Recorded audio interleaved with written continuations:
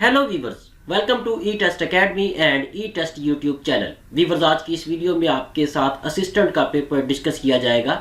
Assistant का ये paper ministry of inter provincial coordination government of Pakistan ने 8 जनवरी 2023 को मुनक्किद किया था। वीवर्स, ये पेपर 35 MCQs पर मुश्तमिल था और इस पेपर को सॉल्व करने का दौरानिया 30 मिनट था। हमारी पूरी कोशिश है कि तमाम सवालात को हम डिटेल के साथ डिस्कस करें, जिस तरह से ई टेस्ट एकेडमी के इस ई टेस्ट यूट्यूब चैनल पर तमाम पेपर्स को डिस्कस किया जाता है। क्वेश्चन 35 है, इन तमाम के तमाम को हम इस एक ही वीडियो में डिस्कस करेंगे। हो सकता है वीडियो थोड़ी लंबी हो जाए, लेकिन सब्र के साथ, तहम्मुल के साथ आप ये पूरी मुकम्मल वीडियो देखें। इंशाअल्लाह ताला इस वीडियो के एंड पर आपको महसूस होगा कि आपने सिर्फ असिस्टेंट का पेपर ही हल नहीं किया, इसके अलावा आपने कई और पेपर्स की तैयारी भी इसके साथ साथ कर ली है, क्योंकि हम हर क्वेश्चन के साथ आपको शॉर्ट डिटेल प्रोवाइड करेंगे और शॉर्ट डिटेल में हम उन तमाम सवालात को रिपीट करेंगे आपके साथ जो मुख्तलिफ पेपर्स में बार बार दोहराए गए हैं। चलते हैं और इस पेपर को स्टार्ट करते हैं।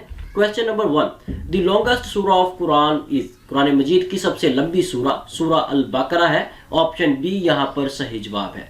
सूरा अल बकरा कुरान मजीद की दूसरी सूरा है। सूरा अल बकरा एक मदनी सूरा है। मदनी सूरा से मुराद ये है कि ये मदीना मुनव्वरा में नाजिल हुई है। सूरा बकरा 286 आयात पर मुश्तमिल है। इसके साथ साथ ये भी नोट कर लें, कुरान मजीद की सबसे लंबी आयत आयतल कुर्सी भी कुरान मजीद की सूरा अल बकरा में मौजूद है। आयतल कुर्सी को कुरान मजीद की सबसे लंबी आयत भी कहा जाता है। व्यूअर्स, ये तमाम डिटेल जो है ये मोस्ट इंपॉर्टेंट है, बहुत से पेपर्स में रिपीट हुई है। अब ये जो असिस्टेंट का पेपर था जो 8 जनवरी 2023 को मुनक्किद हुआ था, उसमें सिर्फ इतना क्वेश्चन आया था। ये जो तमाम डिटेल आपके साथ हमने शेयर की है, ये तमाम के तमाम जो है ये आपके मालूमात में इजाफा के लिए है और मुख्तलिफ पेपर्स में रिपीट किए गए क्वेश्चन हैं। Question number 2, there are dash surah in Quran. Quran मजीद में कुल सूरा की तादाद 114 है। कई पेपर्स में यह पूछा गया है कि 114 सूरा में से कितनी मदनी है और कितनी मक्की है, यानी कि कितनी मदनी दौर में नाजिल हुई है, मदीना मुनव्वरा में नाजिल हुई है,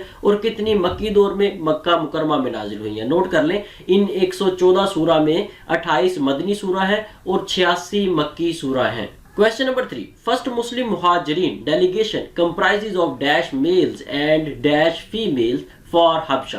पहली जो हिजरत हुई थी हबशा की जानिब, उसमें कुल लोगों की तादाद जो थी वो 16 थी, जिनमें 12 मेल थे, 12 मर्द हजरात थे और 4 खवातीन थी। व्यूअर्स, ये जो पहली हिजरत थी हबशा की जानिब, ये 4 नबी को, या अगर आप इसे ईस्वी कैलेंडर के मुताबिक देखें तो 613 ईस्वी में की गई।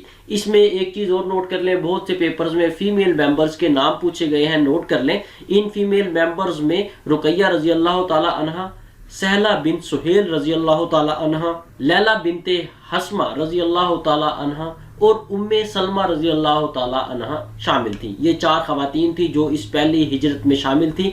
इसके साथ साथ ये भी नोट कर लें, हबशा जो था ये एक जगह का नाम था, एक सल्तनत का, एक मुल्क का नाम था। इस वक्त हबशा का जो न्यू नेम है, नया नाम है, वो इथोपिया है।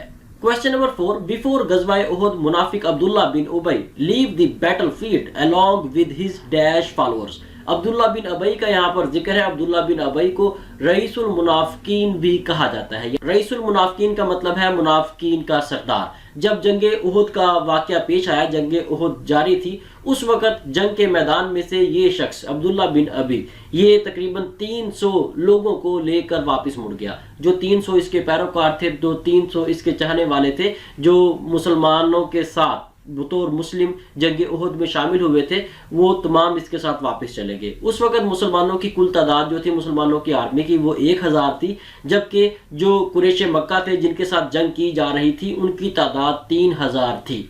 अब्दुल्ला बिन अबई ने उस वक्त जंग में मौजूद 300 मुसलमान जो थे उनको वरगलाया, उनके दिल में वसवसा पैदा किया और उन्हें जंग के मैदान से वापस ले गया। यहाँ पर ऑप्शन सी सही जवाब है। Question number 5, first migration to Habsha was dash नबी। ये वही क्वेश्चन है जो पहले क्वेश्चन में हमने डिस्कस किया है।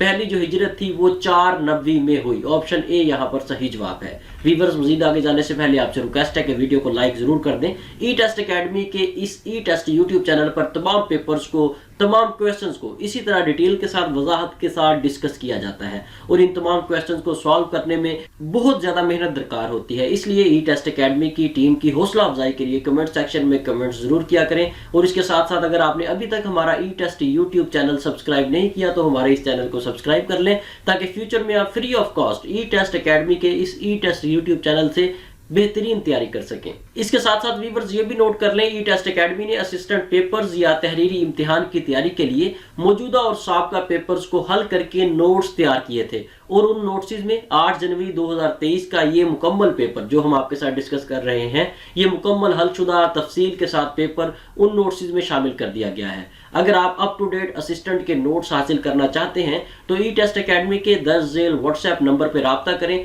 और घर बैठे ये नोट्स बजरिया डाक हासिल करें। इसके अलावा आप हमारी ई टेस्ट वेबसाइट से ऑनलाइन ऑर्डर करके भी बजरिया डाक नोट्स मंगवा सकेंगे। आपके सामने ई टेस्ट एकेडमी का ऑफिशियल व्हाट्सएप कॉन्टैक्ट नंबर और ई टेस्ट एकेडमी की वेबसाइट का एड्रेस दर्ज है। Question number 6, Al Saba Al Masani is the name of surah dash. Al Saba Al Masani ये सूरा फातिहा को कहा जाता है।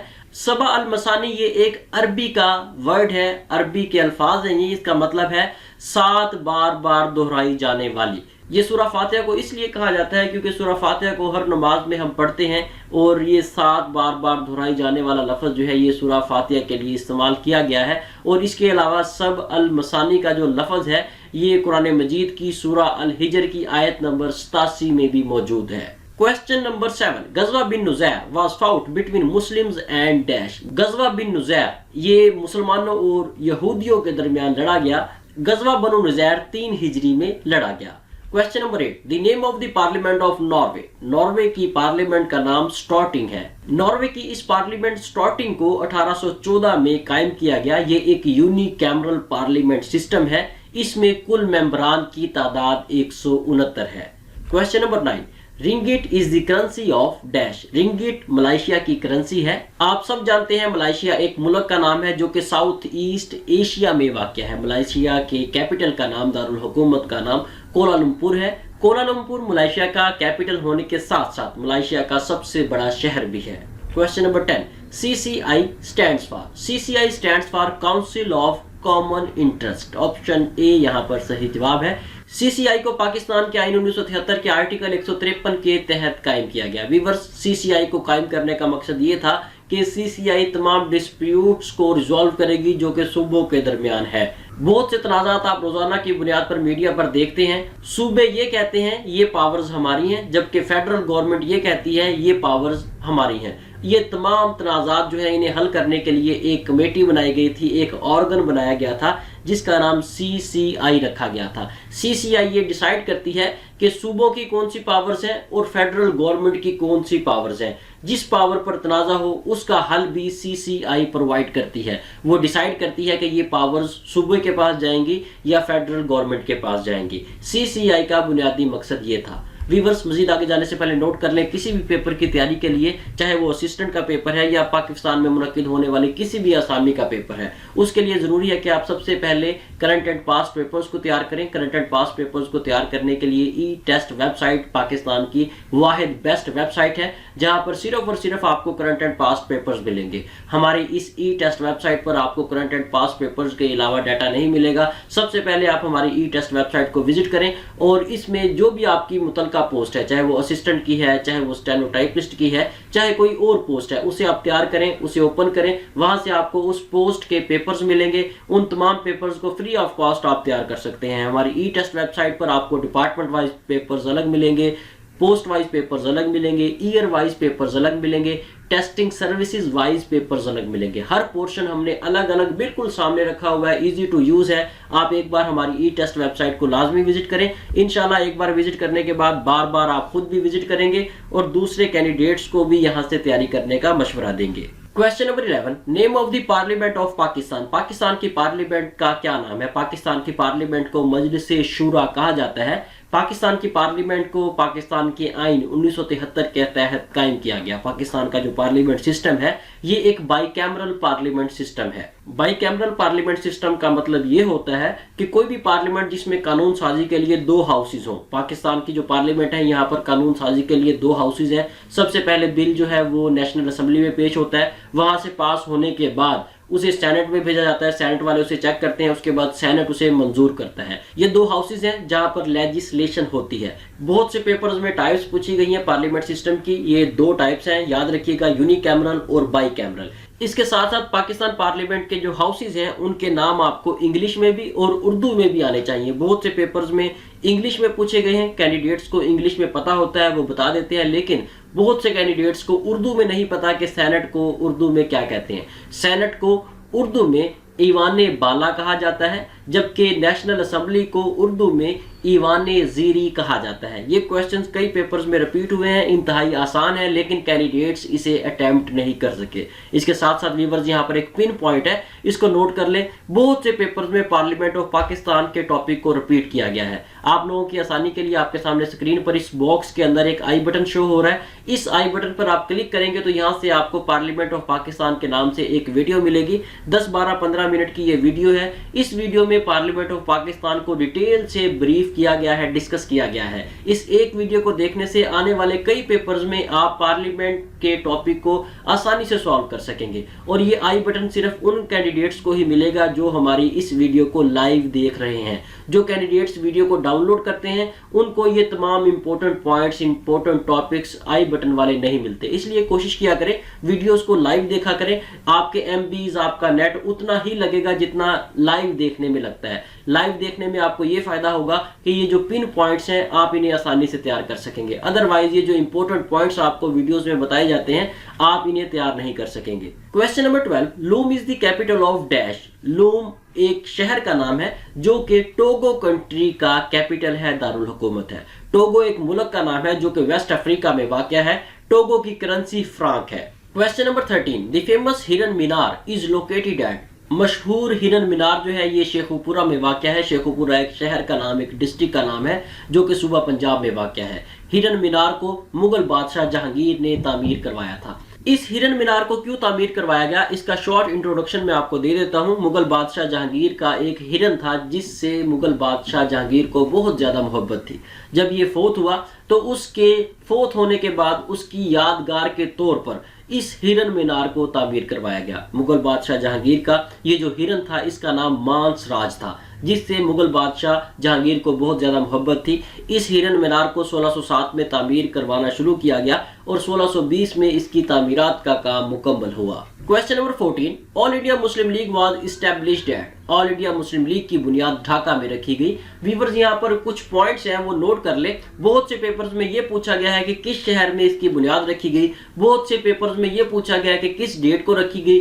और बहुत से पेपर्स में इसके फाउंडर बानी का पूछा गया है। तमाम इंफॉर्मेशन आपको दी जा रही है, नोट कर ले। ऑल इंडिया मुस्लिम लीग की बुनियाद 30 दिसंबर 1906 को ढाका बांग्लादेश में रखी गई। ऑल इंडिया मुस्लिम लीग के बानी फाउंडर का नाम ख्वाजा समीउल्लाह है। ख्वाजा समीउल्लाह ने ऑल इंडिया मुस्लिम लीग को कायम किया। Question number 15, presently dash political parties are enlisted with election commission of Pakistan. इस वक्त इलेक्शन कमीशन ऑफ पाकिस्तान के साथ 160 पॉलिटिकल पार्टीज जो है वो रजिस्टर्ड हैं। व्यूअर्स अगर आप इसे चेक करना चाहें तो आप इलेक्शन कमीशन ऑफ पाकिस्तान की वेबसाइट पे जाएंगे या गूगल पर आप election commission of Pakistan political parties ही लिखेंगे तो आपको 160 पॉलिटिकल पार्टीज की लिस्ट मिल जाएगी। पाकिस्तान में इस वक्त 160 पॉलिटिकल पार्टीज जो है वो इलेक्शन कमीशन ऑफ पाकिस्तान से रजिस्टर्ड है और पाकिस्तान में मौजूद है। ECP stands for election commission of Pakistan. Viewers note कर ले, ई टेस्ट अकेडमी ने ई टेस्ट मोबाइल ऐप लॉन्च कर दी है। ई टेस्ट मोबाइल ऐप बिल्कुल free of cost mobile app है। ई टेस्ट मोबाइल ऐप को डाउनलोड करके आप पाकिस्तान में मुनक्किद होने वाले किसी भी पेपर की तैयारी बिल्कुल फ्री ऑफ कॉस्ट कर सकते हैं।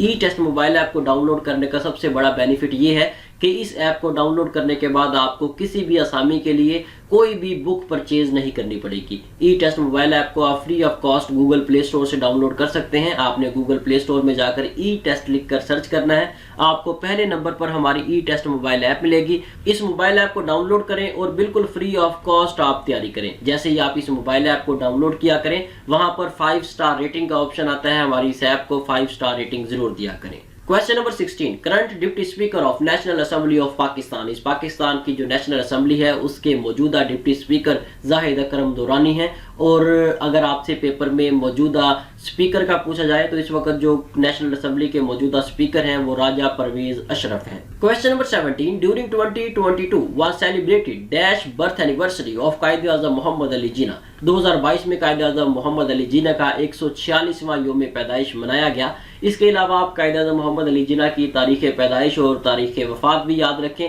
बहुत से पेपर्स में रिपीट हुई है, लेकिन कैंडिडेट्स इसे आसान तरीन क्वेश्चन समझते हैं और तैयार नहीं करते। जब पेपर में ये क्वेश्चन सामने आता है तो बहुत से कैंडिडेट्स कंफ्यूज हो जाते हैं कि कायदे आज़म मोहम्मद अली जिन्ना की तारीख पैदाइश और तारीख वफात क्या है। इसलिए जो आसान तरीन टॉपिक्स हो उन्हें भी तैयार किया करें। जब आप उन्हें तैयार करेंगे, तैयार करने से ही वो आपको याद रहेंगे, अदरवाइज वक्त के साथ साथ आप उन्हें भूलता जाएंगे। याद रखें, कायदे आज़म मोहम्मद अली जिन्ना 25 दिसंबर 1876 को कराची में पैदा हुए और 11 सितंबर 1948 को कराची में ही वफात पाई। Question number 18, the objective resolution was adopted by. Objective resolution को 12 मार्च 1949 को एडॉप्ट किया गया। ऑब्जेक्टिव रेजोल्यूशन को लियाकत अली खान उस वक्त के जो प्राइम मिनिस्टर थे उन्होंने 7 मार्च 1949 को असेंबली में पेश किया और 12 मार्च 1949 को ये ऑब्जेक्टिव रेजोल्यूशन मंजूर हुई। व्यूअर्स, ये ऑब्जेक्टिव रेजोल्यूशन है क्या थी? अगर आपको इसके बारे में पता है तो आप किसी भी डिबेट में आसानी से शामिल हो सकते हैं। मुख्तसर आपको मैं इंट्रोडक्शन दे दूं, कम से कम आपको पता होना चाहिए कि ये ऑब्जेक्टिव रेजोल्यूशन है क्या थी। ऑब्जेक्टिव रेजोल्यूशन का बुनियादी मकसद ये था कि पाकिस्तान में कोई भी कानून, कोई भी आइन बनाया जाएगा तो उसे इस्लाम के असूलों के मुताबिक बनाया जाएगा। पाकिस्तान में किसी भी किस्म की कानून साजी करते वक्त ये सामने रखा जाएगा कि ये कानून साजी इस्लाम के असूलों के ऐन मुताबिक है। Question number 19, the leader of खिलाफत मूवमेंट वाज। खिलाफत मूवमेंट के बानी मौलाना मोहम्मद अली जोहर थे। खिलाफत मूवमेंट को तहरीक खिलाफत कहा जाता है। खिलाफत मूवमेंट को इंडियन मुस्लिम मूवमेंट भी कहा जाता है। इस मूवमेंट को 1919 में शुरू किया गया और 1924 में ये तहरीक, ये खिलाफत खत्म हुई। Question number 20, 9 noble ratan of Mughal king dash are famous. यहाँ पर अकबर आएगा। मुगल बादशाह अकबर के दौर में 9 लोग थे जिन्हें दरबार में बहुत ज्यादा अहमियत हासिल थी और दरबार के मुअज़्ज़ज़ तरीन दरबारियों में वो शुमार होते थे। कोई भी काम होता था, कोई भी मशवरा होता था तो मुगल बादशाह इनके साथ डिस्कस करता था। इनकी राय के साथ ही सल्तनत का निज़ाम चलता था। ये 9 शख्सियात थी जिनका नाम आपके सामने लिखा हुआ है, नोट कर लें। ये सुना भी होगा आपने, लेकिन आपको ये नहीं पता होगा कि ये मुगल बादशाह अकबर के दौर के लोग थे। इनमें राजा बिरबल, मियाँ तान सीन, अबुल फजल फैजी, राजा मान सिंह, राजा टोडरबल, मुल्ला दो प्याजा, फकीर आजियुद्दीन और अब्दुल रहमान खानाने खान शामिल है। ये 9 शख्सियात थी जिन्हें मुगल बादशाह अकबर के दौर में बहुत ज्यादा अहमियत हासिल थी। व्यूअर्स, यहाँ पर नोट कर लें, अगर आप किसी भी असामी के तहरीरी इम्तिहान या इंटरव्यू को पास करना चाहते हैं तो उसके लिए ज़रूरी है कि आप अपने आप को रोज़ाना के बुनियाद पर अप टू डेट रखें। अपने आप को अप टू डेट रखने के लिए आप हमारा ई टेस्ट फेसबुक पेज लाइक कर सकते हैं, ई टेस्ट इंस्टाग्राम को फॉलो कर सकते हैं। यहाँ से भी आप अपने आप को रोज़ाना की बुनियाद पर अप टू डेट रख सकते हैं। Question number 21, the Greek civilisation was flourished on the shores of Mediterranean sea. यहाँ पर ऑप्शन डी सही जवाब है। Question number 22, I looked dash her children when she was dash hospital. यहाँ पर ऑप्शन ए आएगा। पहली खाली जगह में आफ्टर आएगा, दूसरी खाली जगह में इन आएगा। मैंने इसके बच्चों की देखभाल की जब वो हॉस्पिटल में थी। Question number 23, choose the correct antonym cajole. Cajole का आपने उलट बताना है। कैजोल का मतलब है मीठी मीठी बातें करके राजी कर लेना, मीठी मीठी चिकनी चुपड़ी बातों में किसी को ले आना। इसका जो अपोजिट बनेगा, एंटोनिम बनेगा, वो ऑप्शन बी है, बुली। बुली का मतलब है गुंडागर्दी करना, बदमाशी करना। यहाँ पर ऑप्शन बी सही जवाब है। Question number 24, choose the correct synonym of एस्पिशियस। एस्पिशियस का मतलब है मुबारक, खुश आइंदा। इसका जो सिनोनिम होगा वो ऑप्शन सी होगा, फेवरेबल। फेवरेबल का मतलब है हमायत करना या साजगार होना। Question number 25, man can never be satisfied dash pleasure. यहाँ पर खाली जगह में ऑप्शन डी आएगा विद। इंसान कभी भी लज्जत से शेर नहीं होता, यानी कि कोई भी लज्जत वाला काम है, लज्जत वाली चीज है, उससे इंसान का दिल नहीं भरता। Question number 26, Islamabad is world dash beautiful capital. Islamabad दुनिया का दूसरे नंबर पर खूबसूरत तरीन कैपिटल है, दारुल हुकूमत है। यहाँ पर ऑप्शन बी सही जवाब है। इस्लामाबाद पाकिस्तान का कैपिटल है और ये खूबसूरत तरीन दुनिया का दूसरा कैपिटल है, दारुल हुकूमत है, क्योंकि इसे जिस तरीके से डिज़ाइन किया गया है ये एक यूनिक स्टाइल है। इसे एक यूनिक स्टाइल से यूनिक डिज़ाइन में तैयार किया गया है, इसी वजह से पूरी दुनिया में इसे दूसरे नंबर पर दुनिया का खूबसूरत तरीन दारुल हुकूमत माना जाता है। Question number 27, choose the correct synonym of conception. Conception का मतलब है तसव्वुर करना। इसका जो सिनोनिम मुतरादिफ होगा यहाँ पर वो ऑप्शन ए है। ऑप्शन ए का मतलब है सोचना। Question number 28, I am one of the people who dash late for class today. यहाँ पर खाली जगह में ऑप्शन सी आएगा वर। मैं उन लोगों में से हूँ जो आज क्लास के लिए देर से आए। क्वेश्चन नंबर 29, चूज दी राइट सेंटेंस। यहाँ पर राइट सेंटेंस जो है वो ऑप्शन डी है। ऑप्शन डी सही जवाब है। इस सेंटेंस में जिस तरीके से लिखा गया है ये लिखने का एक सही अंदाज है। Jo likes walking, running and swimming. Jo को चलना, दौड़ना और तैराकी पसंद है।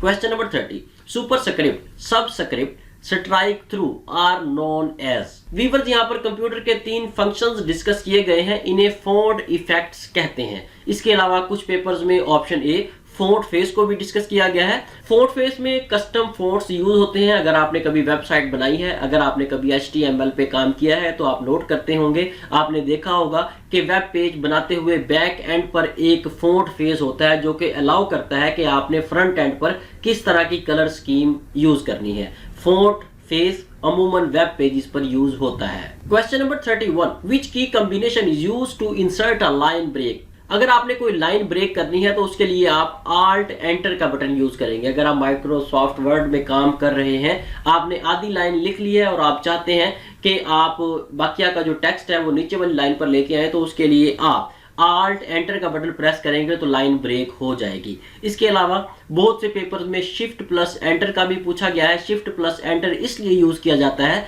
कि आप बुलेट्स एंड नंबर्स के बगैर अगली लाइन को स्टार्ट कर सके। फॉर एग्जाम्पल आपके सामने ये देखें, ये हमने यहाँ पर एक बुलेट लगाया है। अगर आप चाहते हैं कि यहाँ पर अगली लाइन यहाँ पर बुलेट के बगैर आए, तो यहाँ पर जब हम इसको खत्म करेंगे इस फिक्रे को, तो इसके बाद हम Shift प्लस Enter का बटन दबाएंगे तो लाइन यहाँ से लिखना शुरू हो जाएगी, लेकिन यहाँ पर ये वाला बुलेट नहीं आएगा। Shift प्लस Enter का यही मकसद है। Question number 32, what was the HTML editor that was part of Microsoft Office until 2003? यहाँ पर ऑप्शन सी सही जवाब है, फ्रंट पेज। फ्रंट पेज का पूरा नाम Microsoft Office फ्रंट पेज है। Question number 33, to go to specific location in a document we use। किसी भी डॉक्यूमेंट में स्पेसिफिक पोजीशन पर, स्पेसिफिक लोकेशन पर जाने के लिए आप बुक मार्क यूज कर सकते हैं। बुक मार्क के अलावा आप गो टू का फीचर भी यूज कर सकते हैं। आपने अगर कभी कंप्यूटर यूज किया है, माइक्रोसॉफ्ट वर्ड में काम किया है, तो आप गो टू के ऑप्शन को जानते हैं। कंट्रोल जी को प्रेस करके आप मुख्तलिफ लोकेशंस पर कंप्यूटर में जा सकते हैं। जिस डॉक्यूमेंट को आप यूज कर रहे हैं उसी डॉक्यूमेंट में ही ये कमांड काम करेगी। Question number 34, which of the following is not valid version of MS office. यहाँ पर ऑप्शन बी ऑफिस XP सही जवाब है। Question number 35, which of the following is not a kind of page margin. यहाँ पर page margin जो है वो ऑप्शन ए नहीं है। राइट, लेफ्ट, गटर्स ये तमाम पेज मार्जिन में आते हैं, लेकिन अगर आप किसी टेक्स्ट को, किसी पैराग्राफ को दरमियान में से लिखना शुरू करेंगे तो ये पेज मार्जिन काउंट नहीं होगा। वीवर्स, इसके साथ ही हमें इजाजत दें। इंशाल्लाह नेक्स्ट वीडियो में लेटेस्ट सॉल्व पेपर के साथ दोबारा हाजिर होंगे। हमारे साथ रहें। अगर आपने अभी तक ई टेस्ट यूट्यूब चैनल सब्सक्राइब नहीं किया तो हमारे इस चैनल को सब्सक्राइब कर लें, ताकि फ्यूचर में तमाम करंट एंड सॉल्व पेपर्स की अपडेट्स आपको बर वक्त मिलती रहें। अल्लाह हाफिज।